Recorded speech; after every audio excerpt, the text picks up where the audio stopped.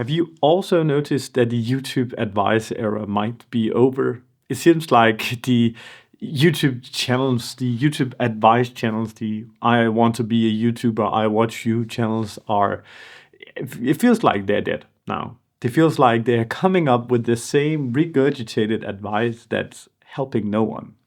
It's maybe helping established creators become bigger by optimizing their or hyper optimizing their stuff. We all know by now that a great title and a great thumbnail is what's needed. But that all boils down to the video idea. Do you have an idea that's worth watching? Then maybe you'll be lucky to get some viewers. And it's to be honest, we need luck. We need luck on our side because we can't plan any of this. Bigger content creators can somewhat expect more than smaller content creators can. And there might be algorithmic changes happening now, tomorrow, and in a month that skewer some results towards this way or the other way. There has been a lot of talks lately about newer channels have this initial boost, which I've seen also. And then there's talks about if you do structured videos with like five videos that's on the same topic and then putting them together into one big video, then this might help. That's also a thing. But all of these advice is just small technical changes on the top that everything that's seemingly required to be good on YouTube is being yourself, and that person yourself needs to be charismatic, needs to be a person that someone can relate to on YouTube. And I think I actually think that all of the advice channels spewing out the same, you need to adjust this setting, you need to do this small things in your tags, you need to do this or that in your next upload, otherwise your content is dead, or otherwise you will be banned or something. All of these sensational videos, that's bullshit.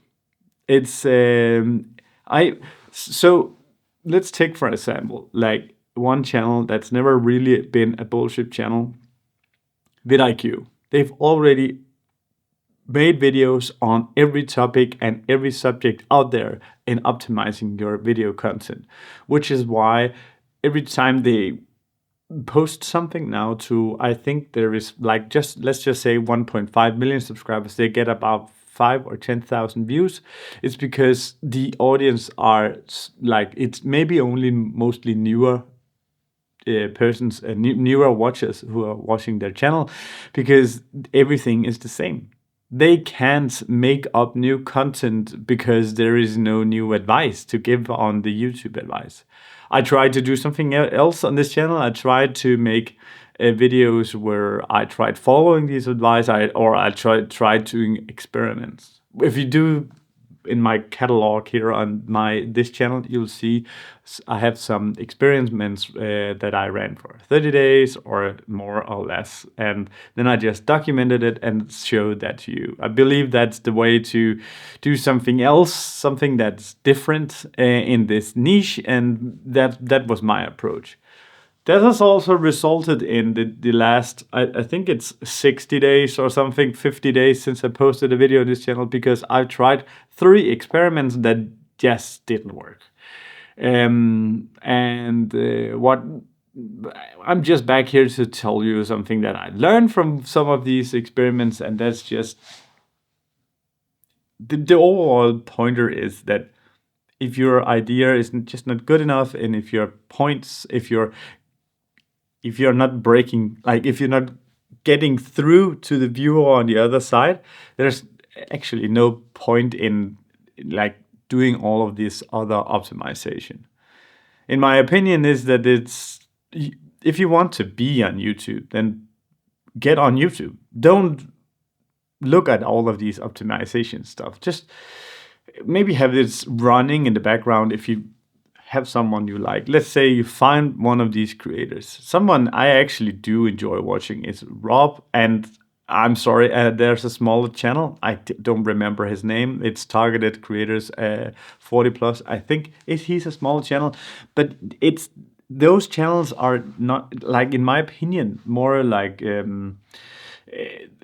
here is my experience on doing it instead of here is generic advice. So I think really the YouTube advice era is might be over because it's all up to the algorithms now, and we know that AI is taking over, and AI has been in the YouTube algorithm for a long time.